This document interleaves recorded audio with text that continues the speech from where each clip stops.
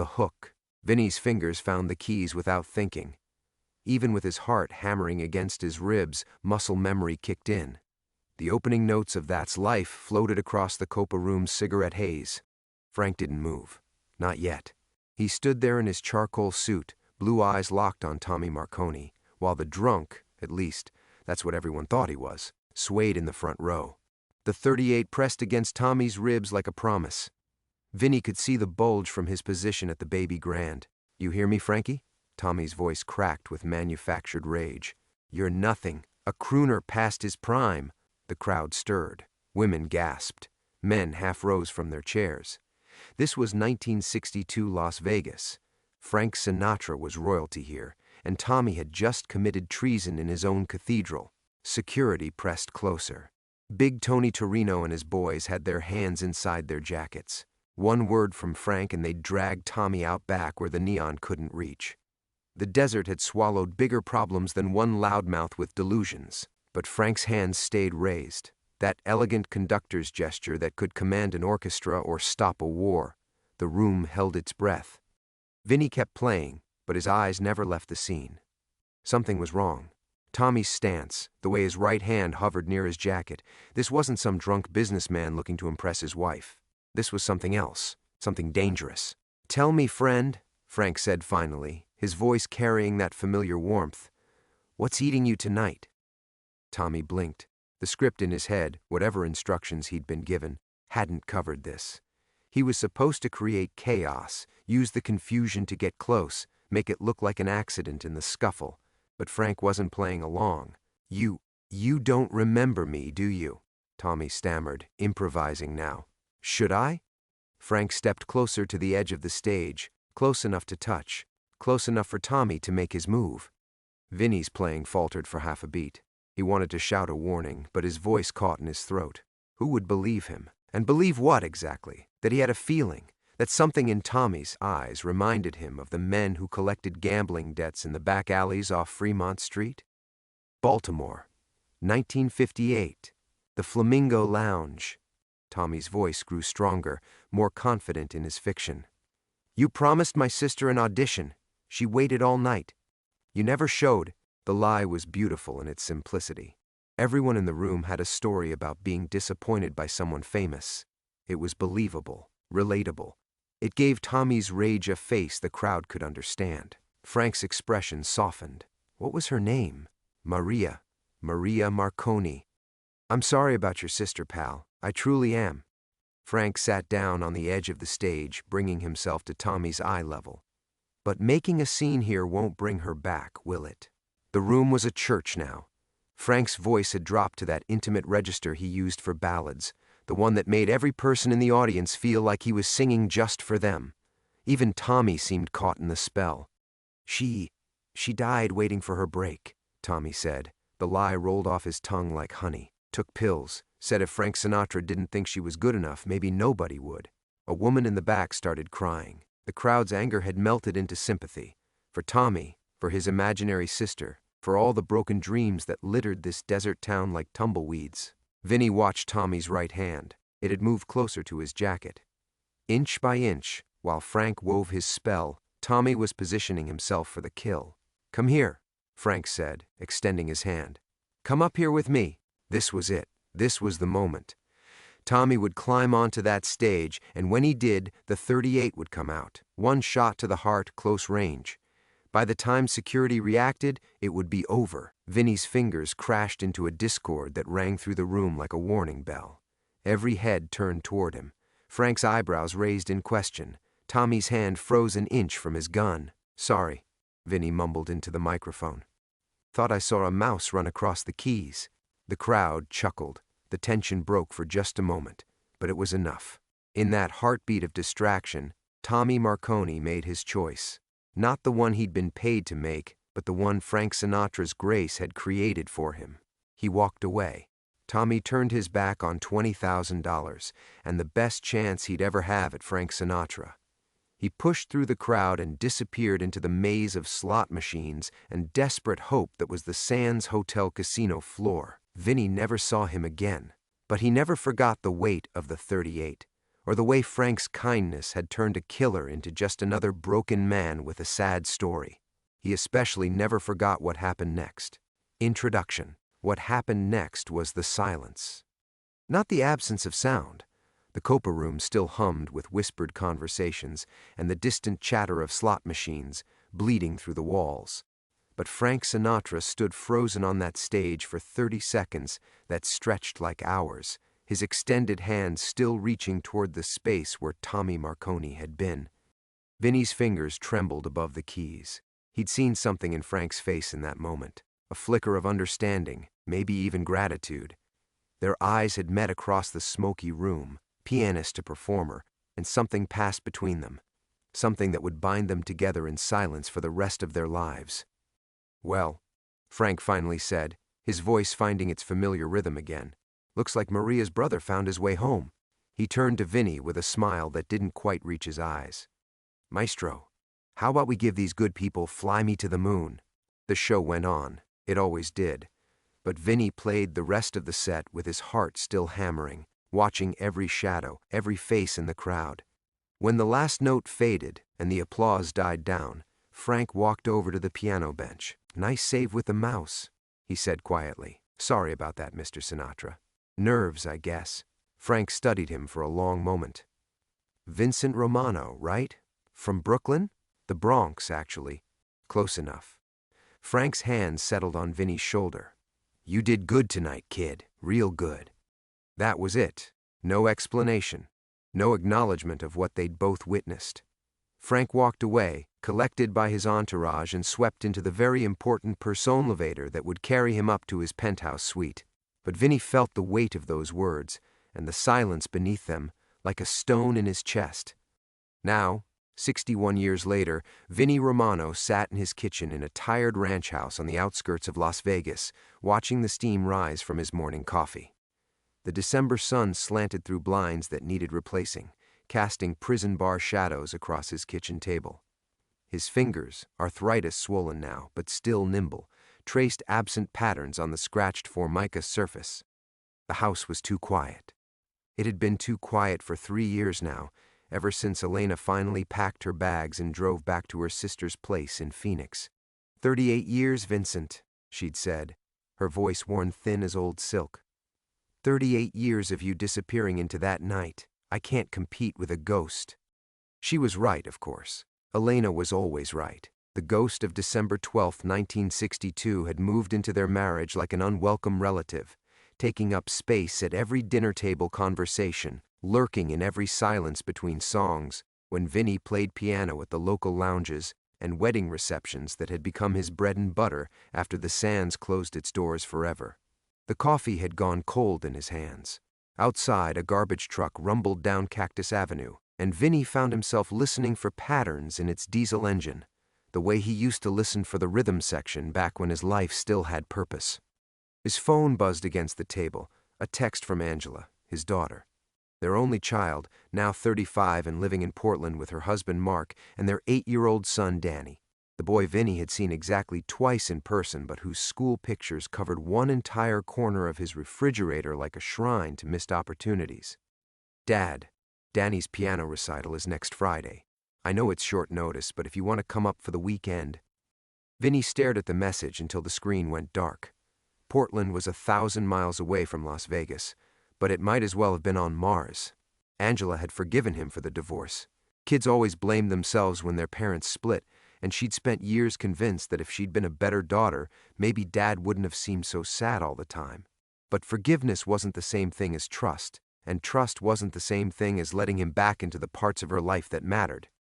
Danny played piano. Of course he did. Elena said the boy had Vinny's hands, long fingers perfect for reaching octaves. Angela had posted a video on Facebook last month. Danny playing chopsticks with the serious concentration of someone who understood that music was important, even if he didn't know why yet.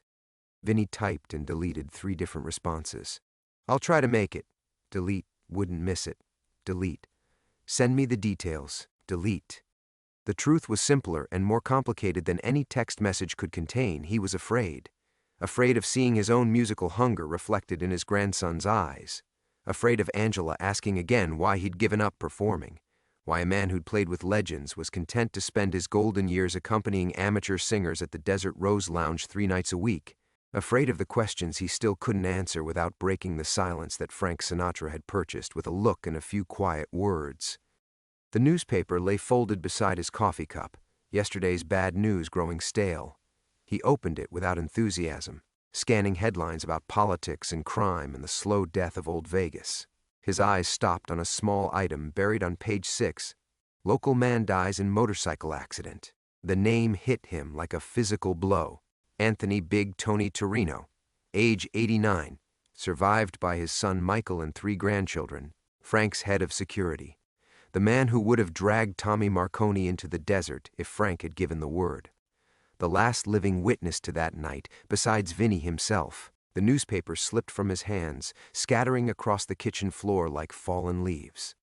Outside, the garbage truck had moved on, leaving behind a silence that felt suddenly fragile, as if the world were holding its breath. Vinny's phone buzzed again. A different number this time. Unknown caller. His finger hovered over the screen as it buzzed a second time, then a third. After all these years, he'd learned to trust his instincts about danger. They were telling him not to answer. But he did, anyway. Inciting incident. Vincent Romano? The voice was unfamiliar, gravelly, tired, with a kind of deliberate cadence that comes from choosing words carefully. Vinny's grip tightened on the phone. Who's asking? My name is Michael Torino. Tony Torino was my father. The kitchen seemed to tilt sideways. Vinny reached for the edge of the table, steadying himself against the sudden vertigo. Big Tony's son. After all these years, I'm sorry for your loss, Vinny managed. Your father was a good man. A bitter laugh crackled through the speaker. Was he? That's interesting. Because according to the letter he left me, he spent the last 20 years of his life carrying around a secret that ate him alive. The newspaper pages scattered on the floor seemed to rustle in a wind that wasn't there. Vinny closed his eyes, but behind his lids he could still see Frank's hand extended toward Tommy Marconi. Could still feel the weight of that moment when everything could have gone wrong. I don't know what you're talking about. December 12, 1962. The Copa Room. A guy named Tommy Marconi. Michael's voice had taken on a harder edge.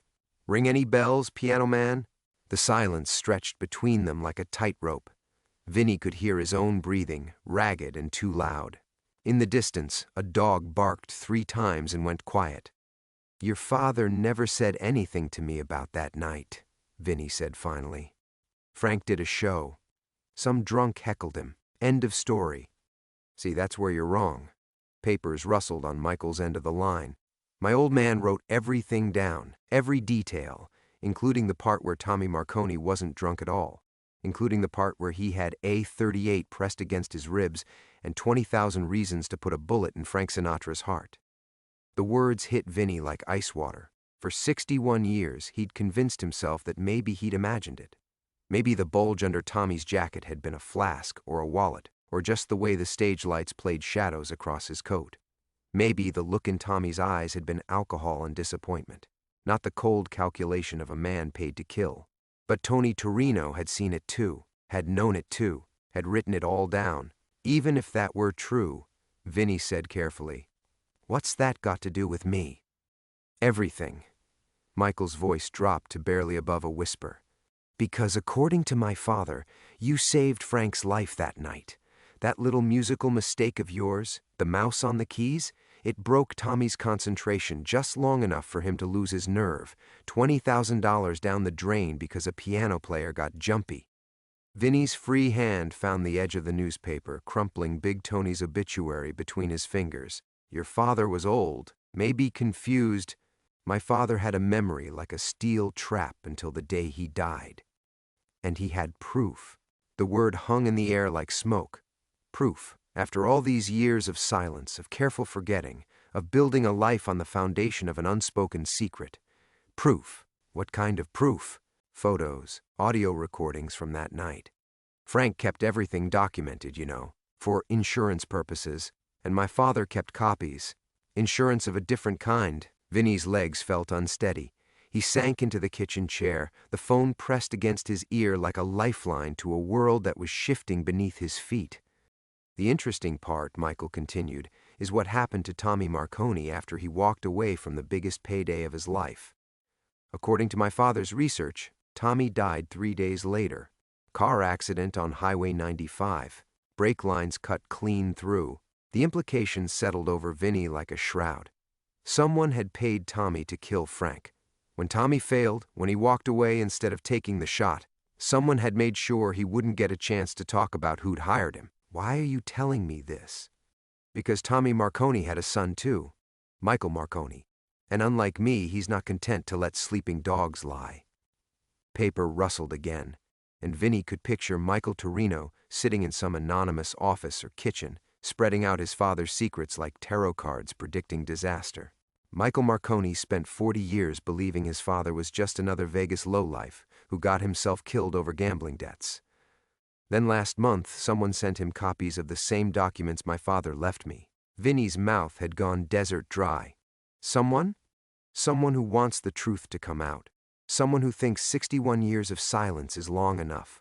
Michael paused, and in that pause Vinny could hear the sound of his own careful life beginning to crumble.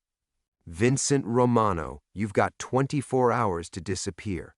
After that, I can't guarantee your safety. Michael Marconi is coming to Las Vegas, and he wants answers about the night his father died. The line went dead. Vinny stared at the dead phone for 10 minutes before his hands stopped shaking enough to set it down. The kitchen felt different now, smaller, more exposed. Every shadow held possibilities he didn't want to consider. 24 hours to disappear. The words echoed in his skull like a bad song on repeat. Where was he supposed to go? He was 58 years old with arthritis in both hands and exactly $1,100 in his checking account. His car was a 15-year-old Honda with a transmission that slipped in second gear. Elena was in Phoenix, but bringing danger to her doorstep would be the final cruelty in a marriage that had already endured too many. He tried to push back from the table and found his legs wouldn't cooperate. The weight of 61 years of silence pressed down on his shoulders like a lead blanket. All those nights lying awake next to Elena, feeling her breath on his neck while Tommy Marconi's ghost sat at the foot of their bed.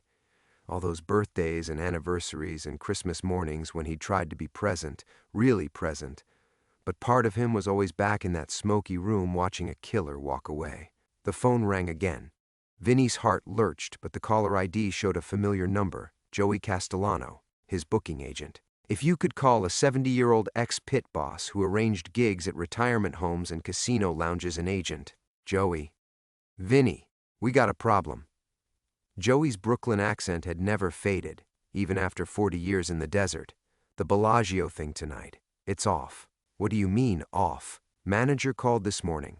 Says they're going in a different direction. Something about budget cuts, but I don't buy it. You know what I think? I think somebody got to them. Vinny's blood turned to ice water. Somebody? I've been doing this a long time, Vin. I know what it sounds like when people are scared to say no to the wrong person. Joey's voice dropped to a whisper.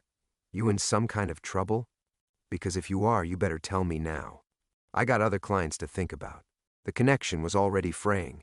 Vinny could feel Joey pulling away, protecting himself the way smart people did in Vegas when the wind started blowing in the wrong direction. It's nothing, Joey. Probably just save it. Whatever this is, figure it out fast. I can't book a piano player that comes with complications. You understand me?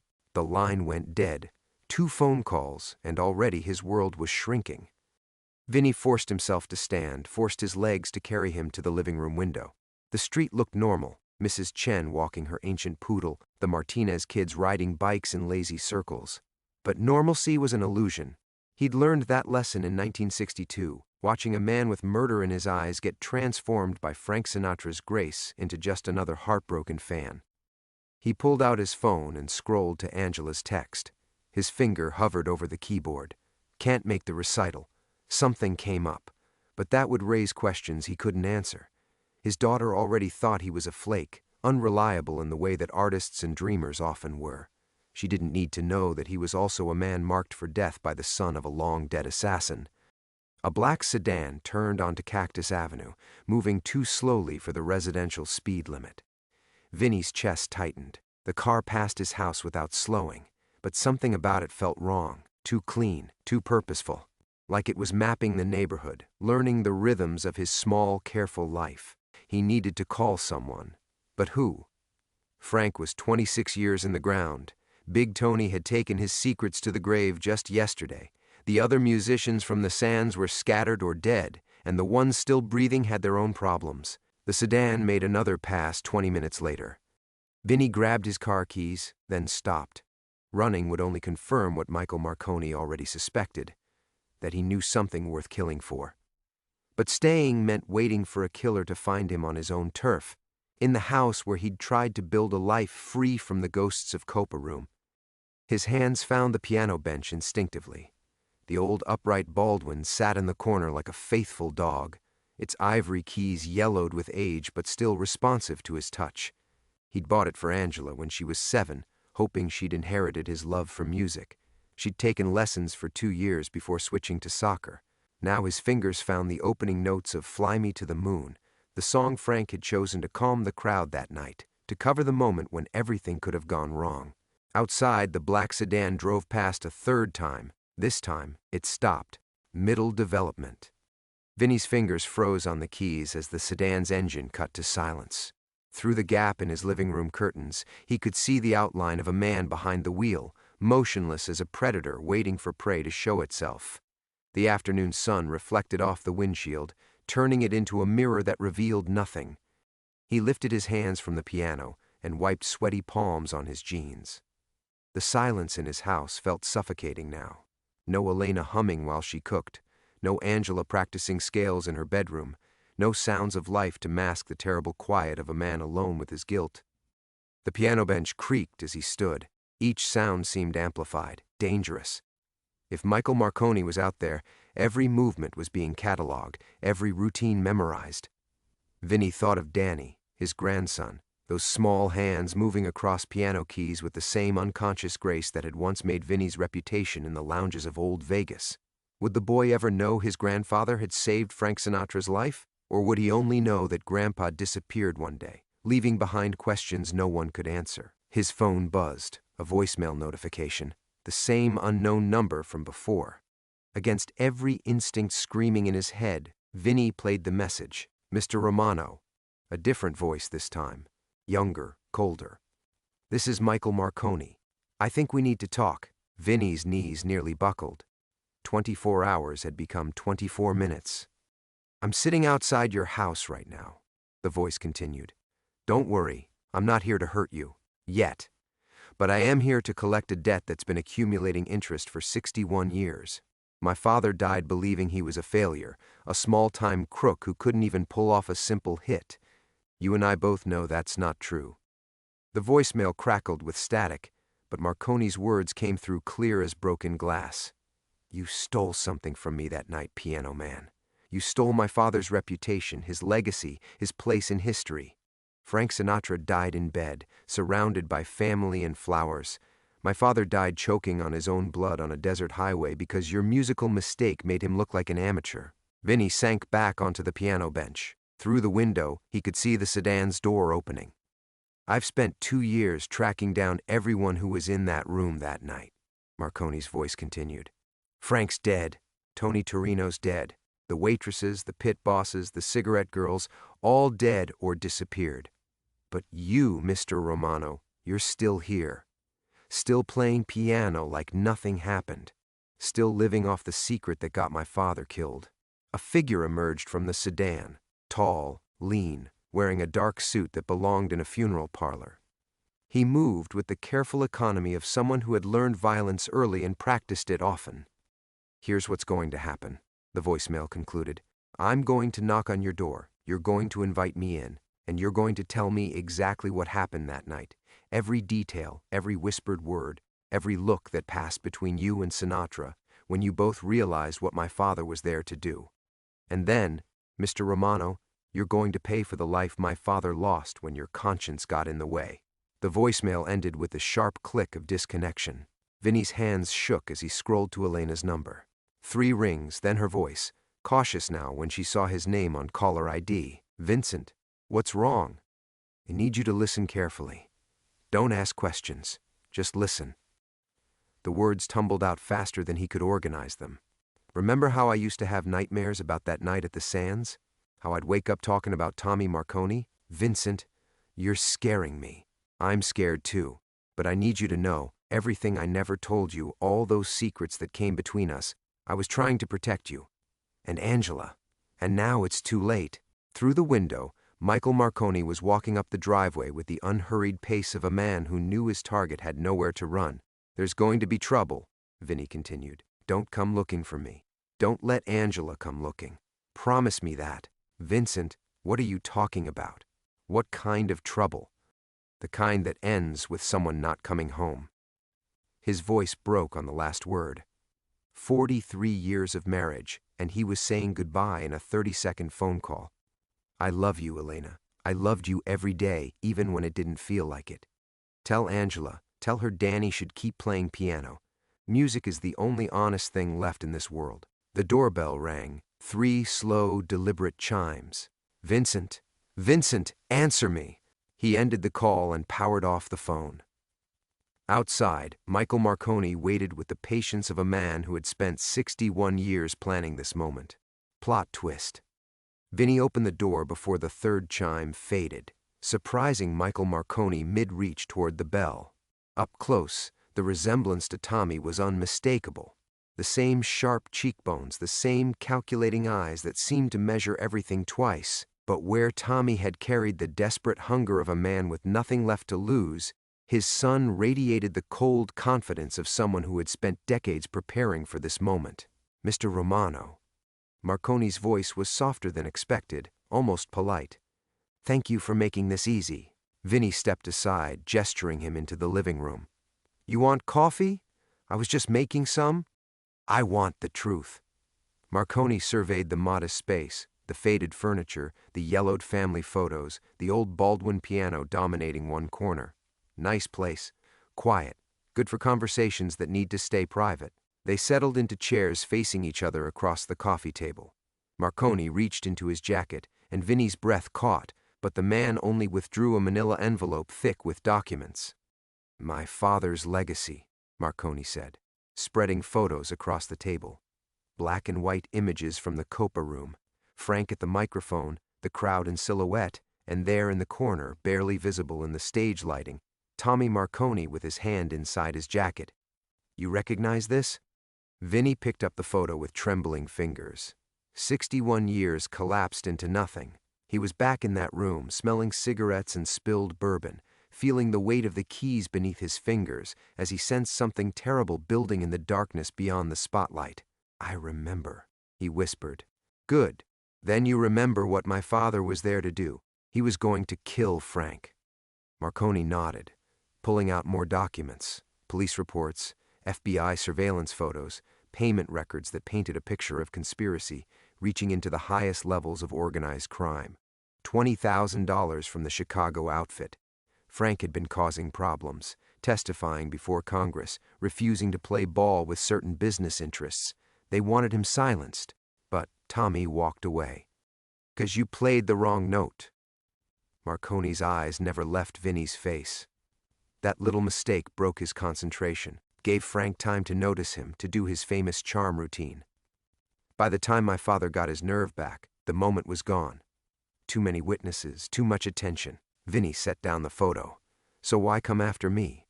Your father made his choice. He chose not to kill Frank. Did he?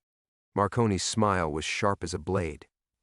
See, that's where the story gets interesting, Mr. Romano, because you've been carrying around a lie for 61 years. Something cold settled in Vinny's stomach. What do you mean? Marconi reached into the envelope again, withdrawing a yellowed piece of paper covered in spidery handwriting. Tommy Marconi's confession, written 3 days before he died, hidden in a safety deposit box for 60 years. My father, my real father, Tony Torino, left me the key when he died. The words hit Vinny like a physical blow. Your real father? Tommy Marconi was my biological father, but he was never around much. Tony Torino raised me, married my mother when I was 6. But he always knew the truth about that night, and he made sure I'd learn it eventually. Marconi held up the confession. Would you like to hear what my father really wrote about December 12th, 1962? Vinny's mouth had gone dry. Tell me. The piano player knew, Marconi read. He saw the gun, saw what I was there to do, and he chose to save Sinatra's life. But what Vincent Romano never knew was that I wasn't there to kill Frank at all.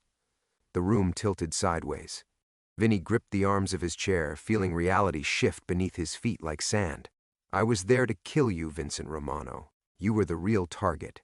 Frank was just supposed to be collateral damage, wrong place, wrong time. But when you saved his life that night, you also saved your own. Marconi leaned forward, his voice dropping to a whisper. Someone wanted you dead 61 years ago, Piano Man. Someone powerful enough to hire the best killer in Vegas. And according to this confession, they never found out that Tommy failed. They think you died that night, along with Frank. The revelation crashed over Vinny like a wave. Every assumption he'd carried for 6 decades, wrong. Every sleepless night haunted by the belief that he'd accidentally interfered with an assassination based on a lie. Who? The word came out as barely a breath. Who wanted me dead? Marconi's smile was filled with a terrible satisfaction. That's what we're going to find out together, Mr. Romano. Because whoever ordered your death 61 years ago is about to learn that Vincent Romano is still very much alive. And frankly, I can't wait to watch what happens next. Climax build-up. The confession lay between them like a loaded gun, its faded ink containing 61 years of buried truth. Vinny stared at Tommy Marconi's handwriting, each word reshaping the narrative he'd carried like a cross since 1962. He wasn't the man who'd accidentally saved Frank Sinatra. He was the intended victim who'd unknowingly saved himself. I need to see it, Vinny said, his voice barely audible. The whole confession. Marconi slid the yellowed pages across the table. Take your time. But know this, every minute we sit here, whoever wanted you dead is still out there. They think they succeeded, but secrets have a way of surfacing in Vegas. Vinny's hands trembled as he lifted the confession. Tommy's writing was cramped, urgent, like a man trying to empty his soul before it was too late. December 15th, 1962. I failed. Not because I lost my nerve or because Romano's wrong note threw me off, though that's what I'll let everyone believe. I failed because when I saw that piano player's face, saw the way he looked at me across that smoky room, I realized he wasn't just another Mark. He was young, scared, probably had a family somewhere, and for the first time in my career, I couldn't pull the trigger. The Chicago boys wanted Romano dead because he'd been asking questions about the casino skimming operation. Word was he'd figured out the Sands was bleeding money, that he had proof of how the mob was moving cash through the entertainment payroll. They figured killing him during a Sinatra show would send a message. Even the talent isn't safe when they get too curious. But when I saw Romano watching me, I saw my own son's face. Michael was 6 then. Same scared look when he'd wake up from nightmares. I couldn't do it, so I improvised, made it look like a botched hit on Sinatra instead. Let the piano player become a hero while I took the heat for failing. They killed me anyway, 3 years later. Shot me on Highway 95 like a dog. But at least Michael won't grow up knowing his father murdered an innocent man who just wanted to make music. The pages slipped from Vinny's fingers. Jesus Christ. I was never trying to save Frank. I was trying to save myself without even knowing it. The irony's beautiful, isn't it? Marconi's voice held no warmth. My father died protecting you, and you've spent 60 years thinking you were a hero. Meanwhile, the real killers have been living their lives, probably laughing about how easy it was to eliminate a nosy piano player. Vinny's mind raced through the possibilities. Who at the Sands had known about his suspicions? He'd been careful, or thought he had been. Those late nights in the accounting office, copying receipts when the auditors weren't looking. The conversations with other musicians about missing payments, irregular schedules that didn't match the books. There's more, Marconi continued, producing another document. Tony Torino's notes from when he helped clean up the mess. Names, dates, connections. The people who ordered your death weren't small-time hoods, Romano. They were casino executives, city officials, men with everything to lose if their skimming operation got exposed. The new document was a handwritten list in Tony's careful script. Vinny recognized some of the names, dead men mostly, their sins buried with them, but others. Sam Rothstein. Vinny's finger stopped on a name halfway down the page. He's still alive, owns half the real estate development in Henderson now. Was the Sands comptroller in 1962, Marconi added. According to Tony's notes, Rothstein was the one who noticed you'd been in the books. He's the one who reached out to Chicago, requested a permanent solution to their Vincent Romano problem. The room felt smaller suddenly, the walls pressing in like a trap. 61 years of looking over his shoulder for the wrong enemy. All those nights lying awake feeling guilty about Tommy Marconi's death, when he should have been grateful the man chose mercy over money. "What do you want from me?" Vinny asked. Marconi leaned back, studying him with those calculating eyes. "Justice. My father died because he chose to save your life instead of taking it. The least you can do is help me make sure his sacrifice meant something. You want to go after Rothstein. I want to go after all of them, every name on that list who's still breathing. They destroyed my family, Romano. My father died thinking he was a failure. My mother spent 40 years believing she'd married a killer. And I grew up in foster care because everyone connected to Tommy Marconi became a liability." Vinny looked at the confession again, seeing it now for what it truly was, not just an admission of failure, but a father's final gift to his son. The truth that would set them both free. "If we do this," Vinny said slowly, "they'll come for both of us. These aren't the kind of men who forgive old debts." Marconi's smile was sharp as winter. "Let them come. I've spent 30 years preparing for this conversation. The question is, are you finally ready to stop running from December 12th, 1962? Outside, the desert wind was picking up, rattling the windows like old bones. The desert wind rattled the windows like dice in a cup, and Vinny found himself thinking of all the chances he'd never taken, all the words he'd swallowed rather than speak. 61 years of silence, and now this stranger, this son of a dead man's mercy, was asking him to risk everything on one final roll. "You're talking about murder," Vinny said quietly. "I'm talking about justice." Marconi's voice carried the weight of 3 decades of planning. "These men destroyed lives, Romano, not just ours. How many other people asked the wrong questions? How many other piano players or waitresses or bookkeepers just disappeared into the desert because they saw something they shouldn't have?" Vinny stood and walked to the window, looking out at his quiet suburban street. Mrs. Chen was watering her roses. The Hendersons' kids were drawing chalk pictures on their driveway. Normal people living normal lives, unaware that 2 men were sitting in Vinny's living room discussing the price of old sins. "There's another way," he said finally. "The confession, Tony's notes, that's evidence.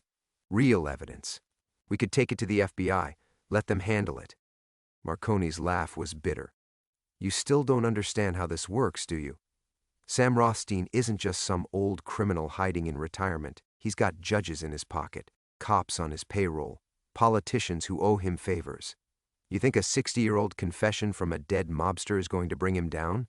Then what are you suggesting?" "I'm suggesting we give him what he gave you. A choice between his life and his silence." Marconi gathered the documents back into their envelope. "We walk into his office, show him what we know, and watch him sweat. Men like Rothstein, they're used to being predators. They don't handle being prey very well." Vinny turned from the window. Something had shifted in his chest. Not courage exactly, but a kind of weary acceptance. He thought of Elena's voice on the phone, frightened and confused. Of Angela, who'd never known why her father woke up screaming sometimes. Of Danny, whose small fingers moved across piano keys with the same grace that had once saved a life without meaning to. "If we do this," Vinny said, "there's no going back. You understand that? These people don't forgive, and they don't forget. They already tried to kill you once. At least now you'll see them coming." The truth of it settled into Vinny's bones. He'd been running from ghosts for 6 decades, carrying guilt that belonged to other men, living a half-life built on lies. Maybe it was time to stop running. "All right," he said. "But we do this clean. No guns, no violence unless they start it. I won't become the thing I've been hiding from all these years." Marconi studied him for a long moment, then nodded. "Clean, for now. But understand something, Romano. If words don't work, if they decide to finish what they started in 1962, I won't hesitate to protect us both. My father showed mercy once. It got him killed. I won't make the same mistake.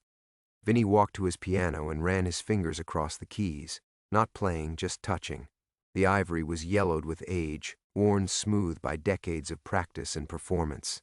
How many nights had he sat here, playing the same songs, carrying the same secrets? How many years had he wasted feeling guilty for saving a life? "There's something else," he said without turning around. "If we're going to do this, if we're going to confront these people, then everyone needs to know the truth. Elena, Angela. They have a right to understand why their lives were shaped by something that happened before they even knew me. That's dangerous. The more people who know, the harder it becomes to make us all disappear." Vinny turned back to Marconi. "You said it yourself. Secrets have a way of surfacing in Vegas. Well, maybe it's time this one saw daylight." Marconi was quiet for a long moment, weighing options, calculating risks. Finally, he stood.